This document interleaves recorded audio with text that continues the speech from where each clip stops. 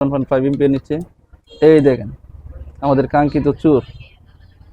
এই আমরা বোর্ডটা খুলে নিই, কারণ আমরা পাওয়ার সাপ্লাই দেখব।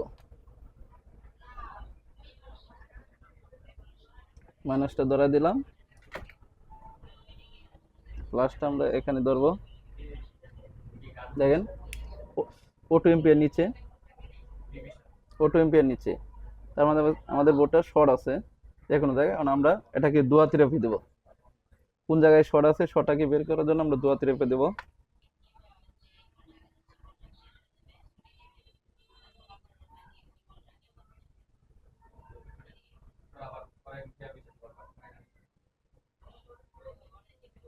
আমরা দুয়া থেরাপি দেখবো যে কোন ক্যাপাসিটার শর্ট না পাওয়ার আইসি শর্ট, আমরা এটা বের করতে পারবো খুব সহজেই।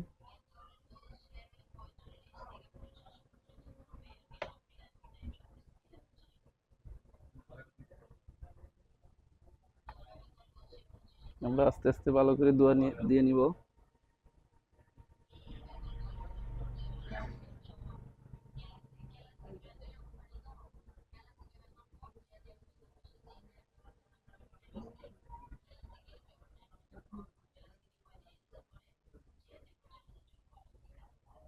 এই যে আমরা দুয়া দিয়ে নিলাম। এখন আমরা আবারও পাওয়ার সাপ্লাই দেখব।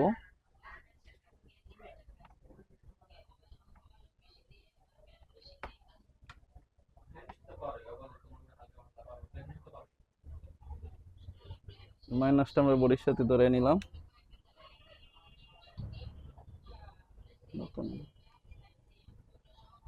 এই যে আমরা প্লাসও ধরে দিলাম। দেখেন আবার অটো রিডিং নিচ্ছে, কিন্তু দোয়া কোনোটাতে হইতেছে নাকি দেখাচ্ছে না। আমরা এটাকে বডির সাথে লাগাইয়া চার্জারে লাগাবো, যেহেতু O2 এমপিআর নেই আমরা চার্জার কানেক্ট করব।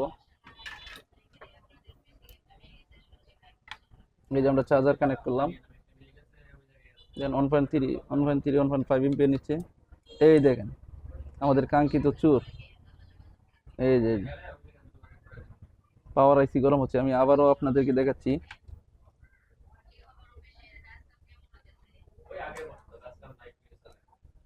আমরা আবার একটু দোয়া নিয়ে দিব ভালো করে, আমাদের কাঙ্ক্ষিত চুর বেরিয়ে আসবে।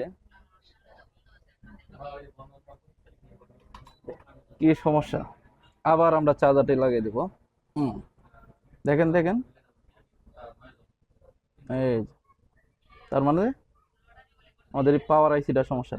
ভিডিওটি ভালো লাগলে অবশ্যই লাইক কমেন্ট শেয়ার করবেন, কারণ আমরা এই পাওয়ার আইসিটা চেঞ্জ করলে আমাদের সেটি ওকে হয়ে যাবে।